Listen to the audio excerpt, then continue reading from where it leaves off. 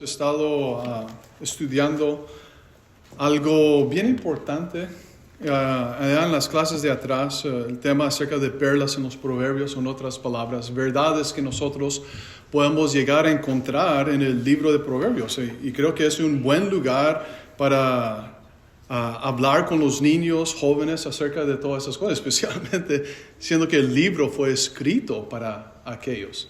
Y aunque el libro de Proverbios fue escrito para este grupo de personas, no excluye a nosotros de su enseñanza, ¿verdad? Porque esas mismas verdades que podemos encontrar en el libro de Proverbios, que nuestros hijos e hijas están aprendiendo en las clases de atrás, son verdades que verdaderamente cada hijo de Dios debe prestar mucha atención a ellos, siendo que simplemente nos va a beneficiar en nuestra vida secular, como también, más importante, en nuestra vida espiritual, si prestamos atención a lo que Salomón nos está diciendo a través de este libro.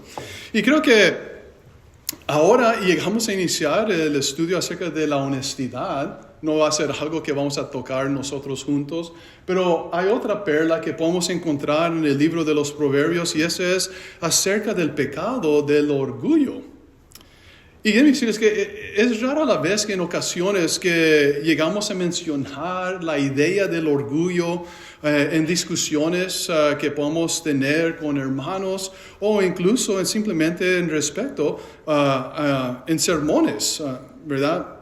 Nada más porque se nos olvida quizás, o simplemente como no es un pecado que tanto se puede ver físicamente como la bebida, o como la fornicación, o como el adulterio, quizás en ocasiones lo pasamos por alto. Sin embargo, cuando hablamos acerca de formar un carácter piadoso, de formar un carácter reverente hacia Dios, hablando acerca del pecado del orgullo, no podemos pasar eso por alto. Es algo que debemos enseñar y hablar. Ahora, el libro de Proverbios tiene mucho que decir acerca de este pecado. Cuando nosotros llegamos a hablar acerca de orgullo, altivez, simplemente se llega a definir la Real Academia Español, ¿verdad? Lo define así, de esta manera: arrogancia, vanidad, o simplemente exceso de estimación propia.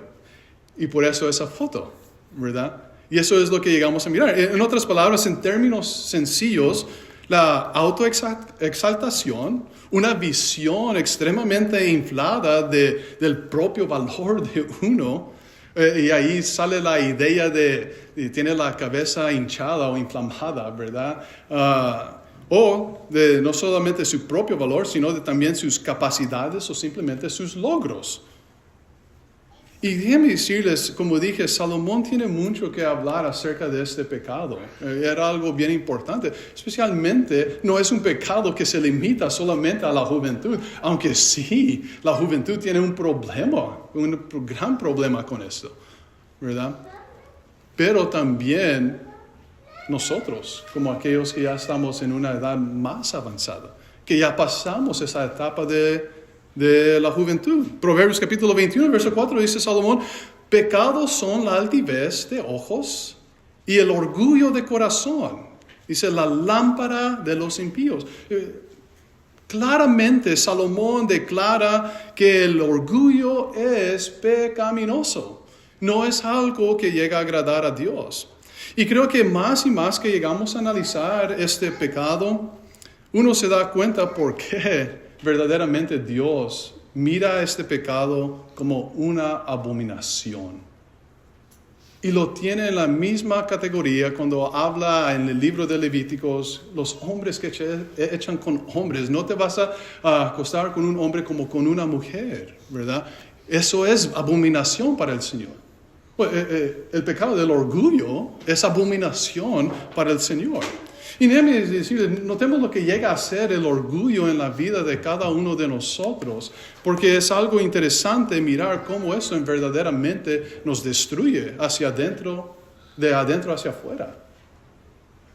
Y primera cosa que llegamos a mirar es de que el orgullo simplemente destrona a Dios del corazón de uno. Quita completamente a Dios del corazón de una persona. Ahí es donde Dios tiene su habitación. Ahí debe ser donde Dios debe de morar. Sin embargo, la persona orgullosa dice, Dios no es aceptado aquí. No hay espacio para Dios aquí en este corazón.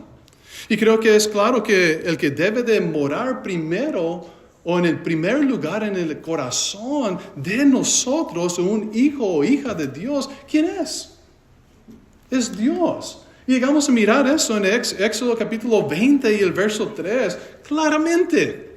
Dice, no tendrás otros dioses delante de mí. ¿Qué era lo que Dios estaba tratando de expresarle a Moisés al darle este mandamiento?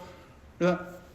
Yo debo ser primero en el corazón de mi pueblo, en el corazones de mis seguidores. Es claro que la ley era el que tenía que estar primero, el que debía de morar en el corazón de Israel, era uno solamente, y ese era Dios. Y déjeme decirle que lo mismo puede ser dicho para nosotros hoy en día también. Y creo que Pablo lo dice bien, Jesús lo dice claramente aquí en Mateo 6:33. Yo sé que llegamos a citar esto en muchas diferentes ocasiones, pero dice más bien busquen primeramente el reino de Dios. En el inicio de hablar acerca del Sermón del Monte, ¿cómo inicia Jesús? Iniciando con pobres en espíritu, porque ellos es el reino de los cielos. Inicia cómo uno puede llegar a entrar dentro de la iglesia, cómo uno puede llegar a ser parte de esto, lo que Cristo llegaría a formar, lo cual es su iglesia. Y dentro de la iglesia, ¿quién es el que debe de morar primero en el corazón de esos seguidores? Todo lo que gira alrededor de Dios. Más bien busquen primeramente el reino de Dios y su justicia. Eso es lo que viene primero. Y otra vez, creo que Pablo lo dice bien claro también, que debe de ser nuestra manera de mirar las cosas. En Gálatas capítulo 2 y el verso 20, porque la perspectiva de Pablo verdaderamente debe ser cada una de las perspectivas de nosotros. Que con Cristo he sido juntamente crucificado, dice Pablo, y ya no vivo yo, sino Cristo vive en mí. Lo que ahora vivo en la carne, lo vivo por la fe en el Hijo de Dios, quien me amó y se entregó a sí mismo por mí. Lo que simplemente está diciendo Pablo es de que verdaderamente el que mora en mi corazón, el que gobierna mi vida, el que está dirigiendo mi vida, ¿quién es? Cristo. Es Dios. Y si Él gobierna aquí, todo lo demás va a seguir. Es por eso que Dios quiere ser primero en el corazón de sus seguidores. Porque si yo domino, si yo conquisto el corazón, es todo lo que yo necesito.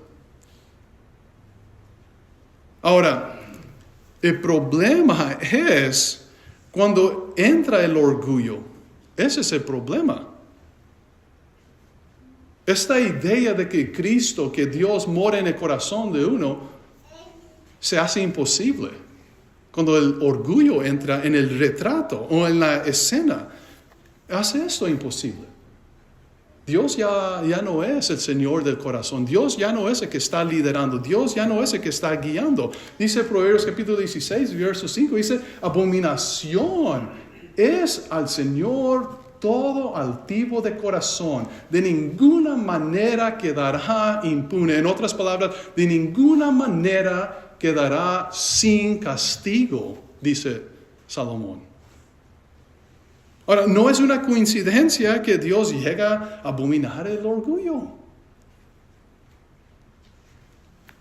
¿Quién es ese que debe de morar en el corazón? ¿Quién es el que debe dominar? ¿Quién es el que debe controlar el corazón de los seguidores de Dios?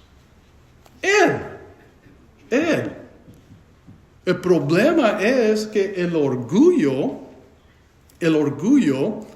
destrona a Dios del corazón de uno. Ese es el problema. Porque en lugar de reconocer a Dios como el Señor de la vida de uno, la persona coloca su propio yo en el trono y quita a Dios de ahí. Confiando en sus fuerzas, en su sabiduría y en su gloria. Es como decirle a Dios, perdón Dios, pero yo no te necesito. Y luego tomar el lugar que solo Dios puede pertenecer o Dios puede tomar, solamente a Él. Quitamos a Dios de ahí. Ese es el problema. Por lo tanto, tal persona no mira una necesidad de Dios en su vida. Porque yo soy el más importante. Mi enfoque es el yo. Yo vivo para yo, ¿verdad? Esa es la idea. Yo no necesito a Dios. Y si yo no necesito a Dios y no miro la necesidad de Dios en mi vida, porque Él mismo, la persona orgullosa, puede mismo proveer por sí mismo, sea físicamente como también supuestamente espiritualmente. Por lo tanto, la idea de entrar en el reino, como dice Jesús ahí en el Sermón del Monte, en el capítulo 5 y el verso 3, bienaventurados los pobres en espíritu, porque de ellos es el reino de los cielos. Esa idea nunca va a entrar en el corazón del orgulloso, porque yo no tengo necesidad de Dios. Yo soluciono mis cosas, ¿verdad? Yo lo puedo hacer. No tengo necesidad de Dios porque no entiendo cómo Dios verdaderamente me puede ayudar. Es porque nunca llega a reconocer su estado delante de Dios y su condición espiritual delante de Dios. Y eso nos recuerda acerca de Apocalipsis. ¿Se acuerdan de una iglesia que fue reprendida por parte de Cristo por ser una iglesia hasta cierto punto muy orgullosa? Noten lo que dice en Apocalipsis capítulo 3 y el verso 17. Dice, hablando de la iglesia de Laodicea, dice, ya que tú dices, soy rico y me he enriquecido y no tengo ninguna necesidad, y no sabes que tú eres desgraciado, miserable, pobre, ciego y desnudo, dice Cristo.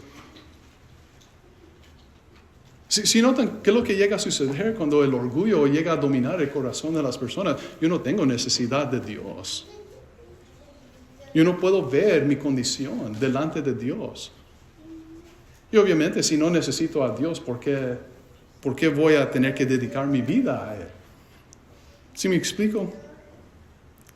Si uno nunca llega a reconocer la necesidad de Dios o llega a ser pobre en espíritu, nunca permitirá a Dios morar en su corazón. ¿Por qué?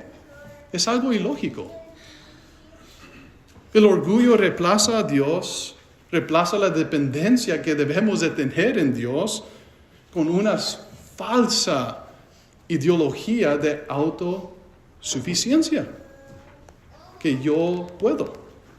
Me gusta mucho lo que dijo William Barclay en su libro Más Palabras del Nuevo Testamento. Dice, cuando el orgullo entra en el corazón del hombre, se olvida que es una criatura y que Dios es el creador. Si hay algo que no deberíamos de olvidarnos, es esto. Dios es el creador. Y yo no puedo decir que yo no necesito de Él. Cada uno necesitamos de Dios. No podemos destronar a Dios del corazón de nosotros. Él es el que siempre debe de morar. Podemos mover otras cosas del corazón, pero la única pieza que no se mueve del corazón es Dios. Él se queda ahí. El problema es de que el orgullo lo quita de ahí. La segunda cosa que hace el orgullo es simplemente se exalta a sí mismo. Se llega a exaltarse a sí mismo. Y esto me recuerda de uno de los un buen jugador de fútbol americano que se llama Terrell Owens. Él dijo esto en una ocasión: I love me some me, ¿verdad? En otras palabras, es difícil traducir esto, pero lo que él quería decir es de que el enfoque totalmente está en mí. Yo me amo a mí mismo totalmente, ¿verdad? Y lo que simplemente relata el espíritu de este jugador era egocentrismo y una autoidolatría. Él mismo se estaba idolatrando. Era un buen jugador, pero donde quiera que él jugaba, en Dallas, en Filadelfia, en San Francisco, siempre tenía problemas porque él quería ser el principal de todas las cosas. No sabía cómo jugar un deporte donde se requiere 10 personas más, ¿verdad? En otras palabras, el enfoque está totalmente en mí. Lo que quería él era recibir la gloria por todo. Busca siempre reconocimiento, honra y gloria para sí. Eso es lo que hace el orgullo en una persona. Yo quiero recibir toda la gloria, yo quiero recibir todo el crédito, yo quiero que personas me reconozcan, ¿verdad? Yo quiero todo yo. Y notemos que esta clase de actitud totalmente va en contra la actitud que el cristiano o el hijo o hija de Dios debe de tener. Noten lo que dice en Romanos capítulo 12 y el verso 3.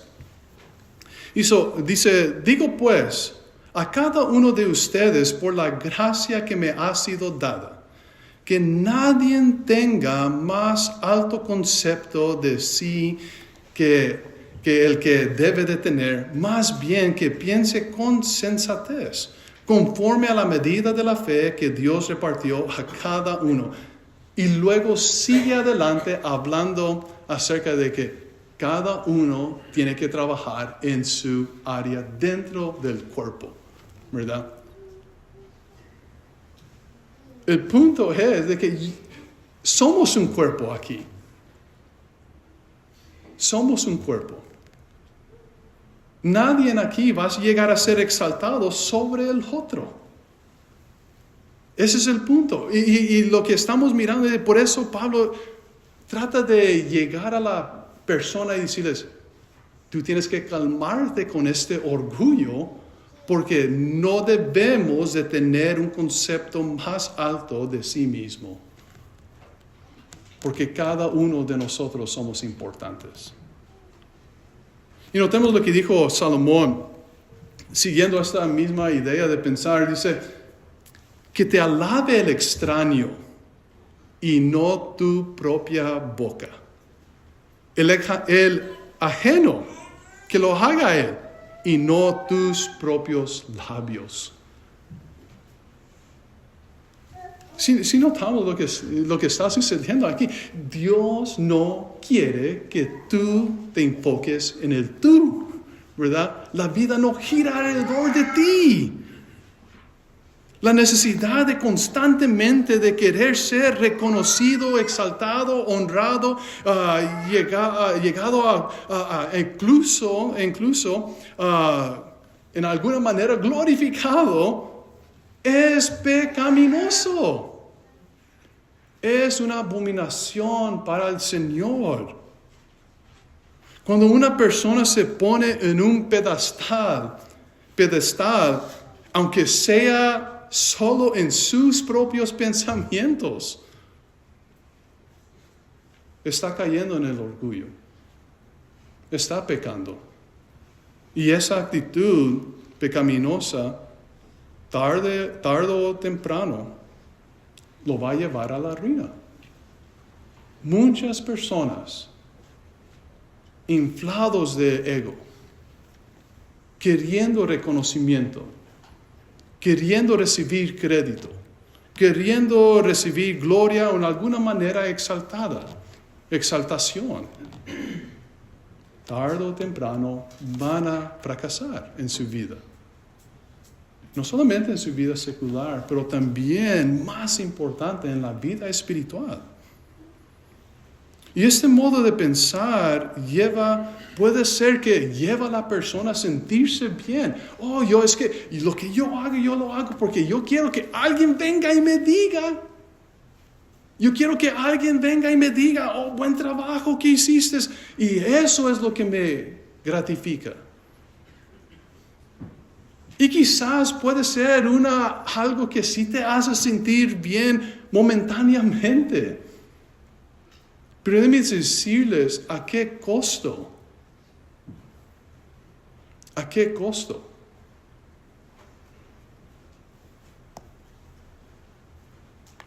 Nota lo que dice en Colosenses, capítulo 3 y el verso 23.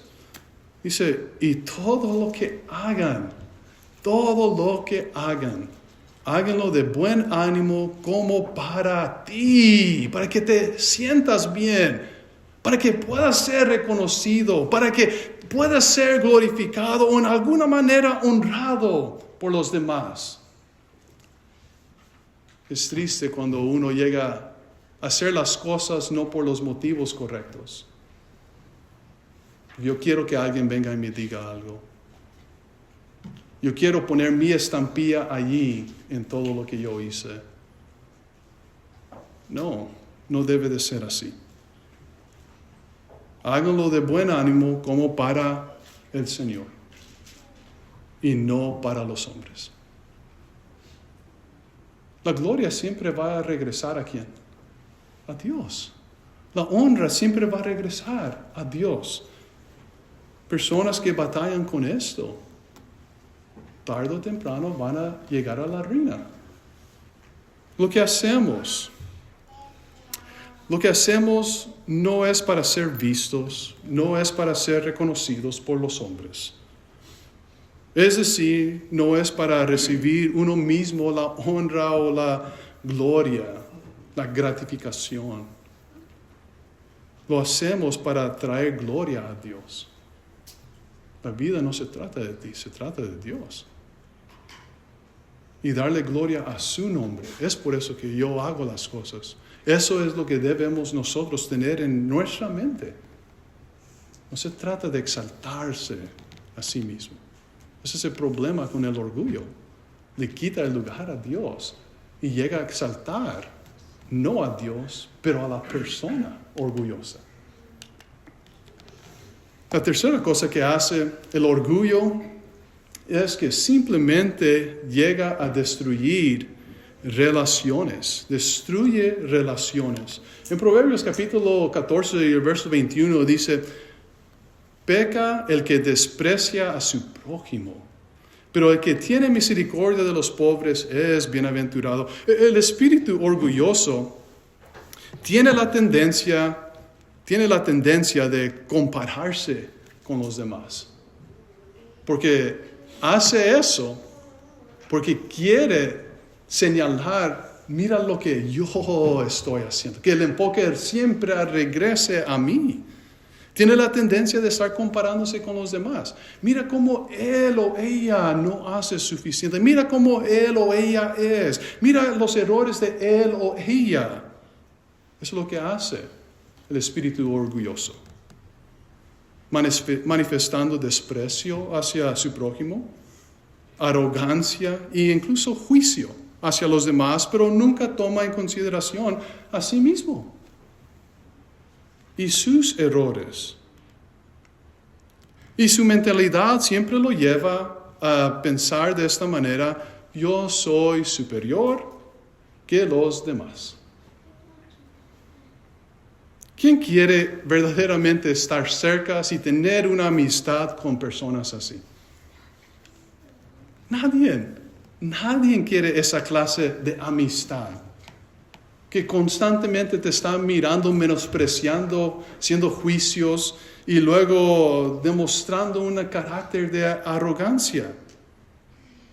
Y notemos lo que dijo Pablo a la iglesia de Filipenses, ahí en Filipenses capítulo 2 y el verso 3 al 5 dice, no hagan nada por rivalidad ni por vanagloria, sino estimen humildemente a los demás como superiores a ustedes mismos.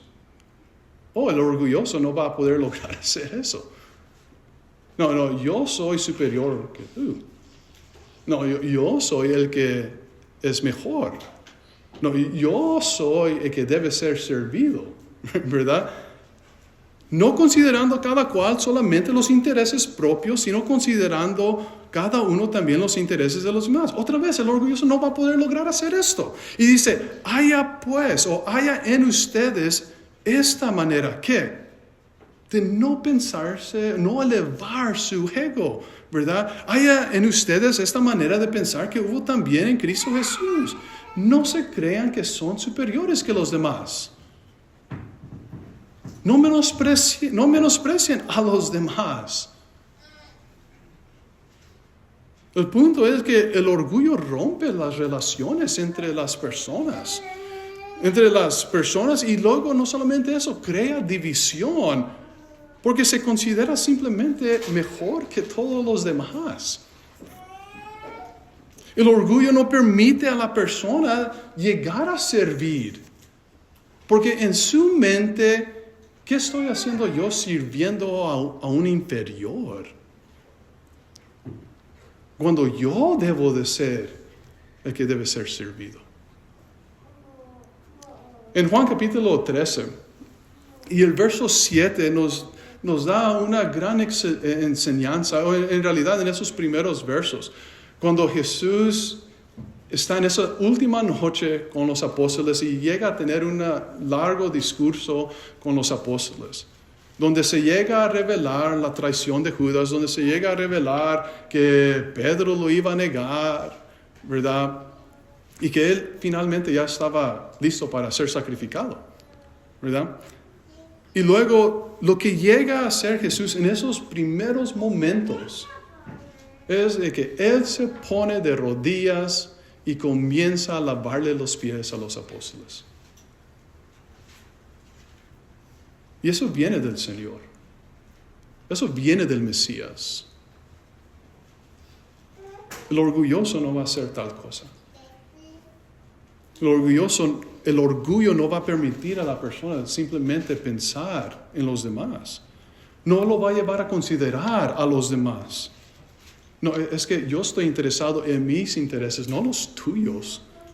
Y Jesús hace totalmente lo opuesto. Yo estoy pensando en ti. Voy a lavarte tus pies. Te voy a demostrar que es servir.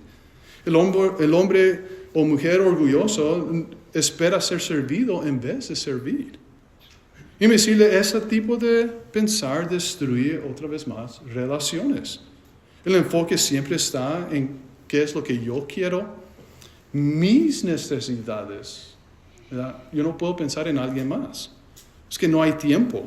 Es que ustedes no son suficientemente mejor. No están en mi nivel. Ni es necesario pensar en aquellos que son inferiores que uno. ¿Por qué? Y me decirles que muchos reyes llegaron a fracasar por causa de esta manera de pensar.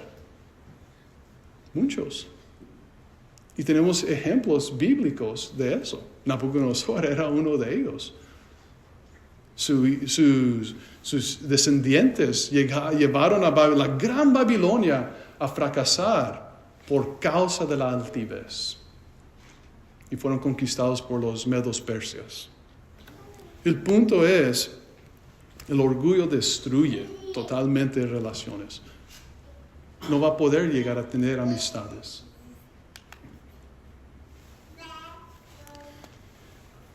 Hermanos, esa es una gran perla que llegamos a encontrar en el libro de Proverbios. El orgullo no es un pecado ligero, que nomás podemos pasar por alto.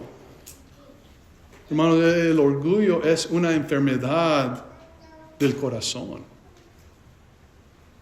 que nos separa de Dios. Nos hace creer que somos suficientes cuando verdaderamente necesitamos más a Dios. Que no necesitamos a nadie. cuando verdaderamente necesitamos a personas. Y luego ni siquiera necesitamos al Señor. ¿Por qué? Pero la Biblia nos advierte una y otra vez, muchas ocasiones en este libro, que Dios resiste a los soberbios y da gracia a los humildes. Una y otra vez nos enseña la palabra. El orgullo siempre termina en ruina, siempre va a ser así, siempre. Pero la humildad abre el camino a la gracia y el favor de Dios. Hay algo que podemos nosotros reflexionar. Hay áreas en mi vida donde estoy colocando mi yo en el trono en lugar de Dios. Si hay áreas en la vida que estamos reemplazando a Dios en el trono del corazón, tenemos que poner alto a eso y traer a Dios de nuevo. Me importa más mi gloria, mi reconocimiento, mis logros, que la gloria de Cristo. ¿Estoy menospreciando a otros en mi corazón por sentirme superior? No hay espacio para el orgullo en el reino de Cristo. No hay. Nunca olvidemos lo que dijo Salomón. En Proverbios capítulo 16 y el verso 18 dijo Salomón esto. Antes de la quiebra está el orgullo. Y antes de la caída, la altivez de espíritu. El orgulloso, cuando se presente delante del juicio de Dios, como habló el hermano Barrera, él no va a poder sostenerse de pie. Incluso el orgulloso va a tener que caerse de rodillas y entrar en la eternidad, no con Dios, sino en el otro lugar. No olvidemos esta perla que encontramos en Proverbios, una perla extremadamente importante, no solamente para los jóvenes, sino también para nosotros. Y podemos finalizar con esta pregunta.